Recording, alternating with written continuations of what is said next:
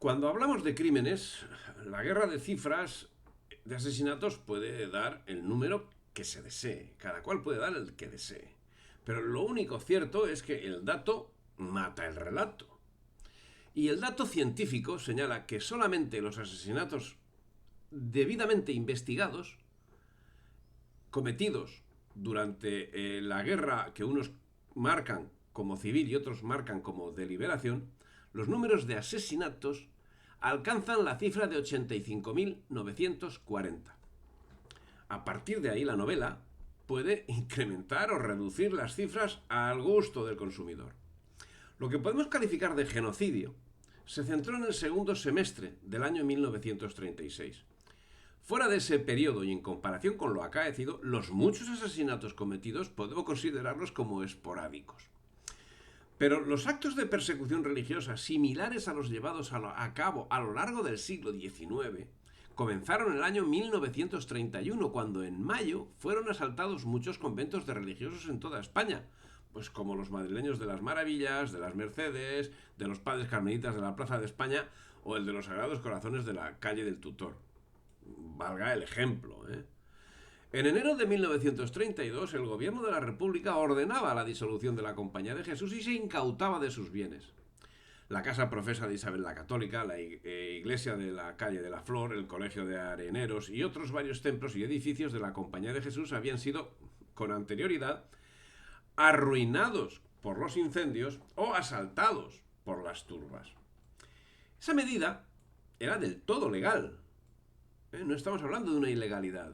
Era del todo legal la medida, ya que se atenía a la regla primera del artículo 26 de la Constitución, que autorizaba al gobierno la disolución de las órdenes religiosas que por sus actividades constituyeran un peligro para la seguridad del Estado.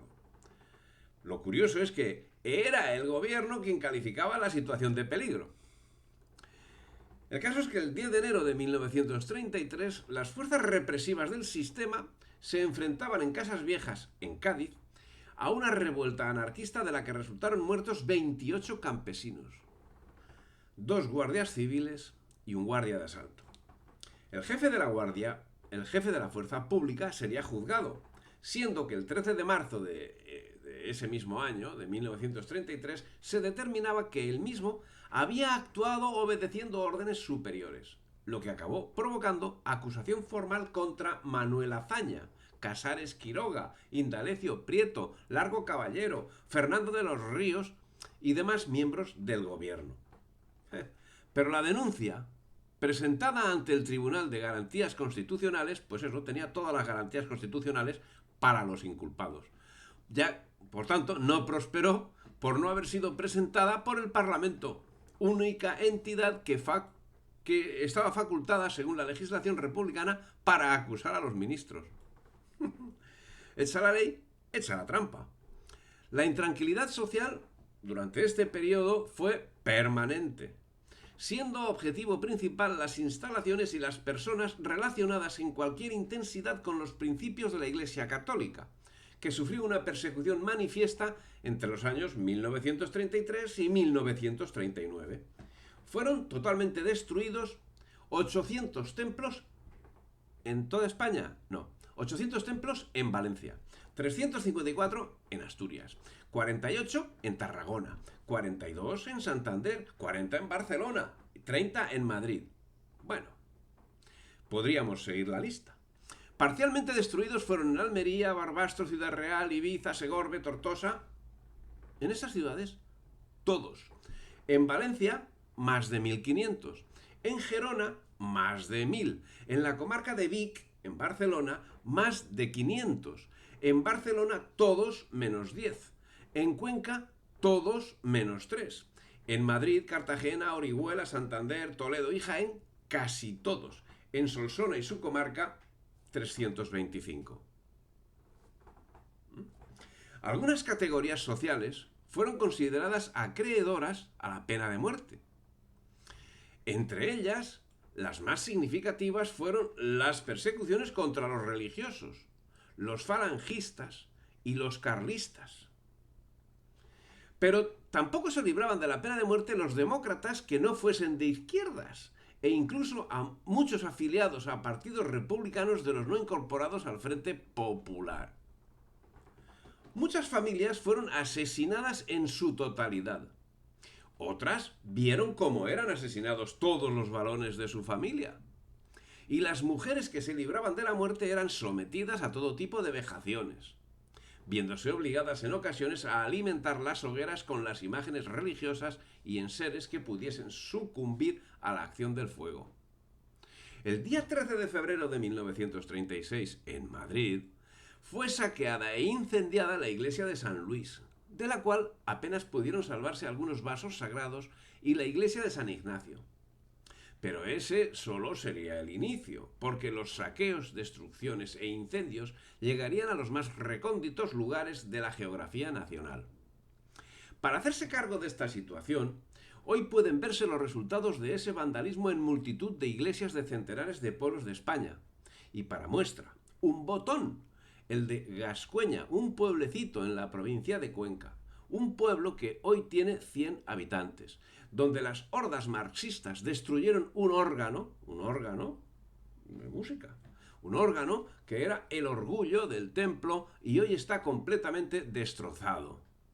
Se destrozó en 1936. Los relieves del púlpito están decapitados. Las imágenes fueron quemadas. A Dios gracias no fue quemado el templo y hoy pueden contemplarse esas huellas. El Ejército Rojo se nutrió de las milicias marxistas unificadas, socialdemócratas y comunistas, que a partir del 16 de febrero de 1936 extorsionaban a todos, obligando a entregar cantidades de dinero en favor del Socorro Rojo Internacional. Apostados en las carreteras, perfectamente uniformados y disciplinados militarmente, cacheaban a los ciudadanos. Y durante el periodo prerrevolucionario desfilaron en la manifestación del 1 de mayo, a pesar de que el gobierno, ojo, había decretado que no se permitiría ninguna clase de milicias de carácter político uniformadas, y mucho menos su exhibición por vía pública. Salvo si eran ellos los que lo hacían. El total de asesinatos cometidos en las personas de los ministros de la religión católica o profesos religiosos por parte del Frente Popular en lo que fue Zona Roja asciende a 7.937. Entre ellos había 13 obispos, 5.255 sacerdotes y 2.669 religiosos, correspondiendo a Madrid 1.158, de los cuales 111 eran religiosas que fueron asesinadas en la propia capital. Y a Barcelona un total de 1.215, en Valencia 705, en Lérida 366, en Tarragona 259 y el resto en las demás provincias sometidas al terror marxista. Julio de Mora, jefe de la checa de la agrupación socialista madrileña, fue nombrado por el ministro socialista Francisco Largo Caballero en febrero del año 1937 inspector del Ministerio de la Guerra, con la graduación de coronel. Y más tarde fue nombrado presidente de la Comisión Depuradora del Cuerpo de Asalto y jefe del Departamento Especial de Información del Estado, el conocido como DEDIDE, de Madrid, hasta el 26 de marzo de 1938, en que dicho servicio fue disuelto e incorporado al Servicio de Investigación Militar, al Servicio de Información Militar.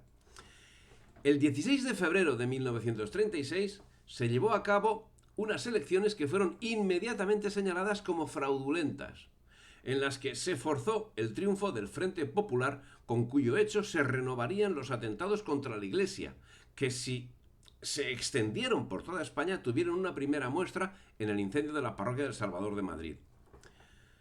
Portela Valladares, personaje liberal y anodino, dio lugar a la formación del gobierno del Frente Popular presidido por Manuel Azaña. El jueves 19 de febrero de 1936, el periódico Ahora, adicto al nuevo gobierno, sin embargo publicó el siguiente comentario. Precipitadamente se han formado el nuevo gobierno. El temor a que las masas, entusiasmadas con el triunfo electoral, se lanzasen a la calle a imponer su voluntad antes de que el nuevo estado de cosas tuviese un aparato gubernamental adecuado, ha hecho que, sin esperar más trámites, que acaso no hubieran sido ociosos, se entregue el poder al señor Azaña. Desde anoche a las 9 gobierna en España el Frente Popular. Este gobierno preside como juez y parte, empleando los resortes del poder para ejercer toda clase de violencias, la segunda vuelta de las elecciones, haciéndose cargo con esa actuación de los resultados de la primera vuelta, que maquilla convenientísimamente para obtener el triunfo. En ese maquillaje acaban anulando las elecciones correspondientes a las provincias de Cuenca y de Granada, donde la derrota del Frente Popular había resultado aplastante y había hecho imposible cualquier tipo de maquillaje.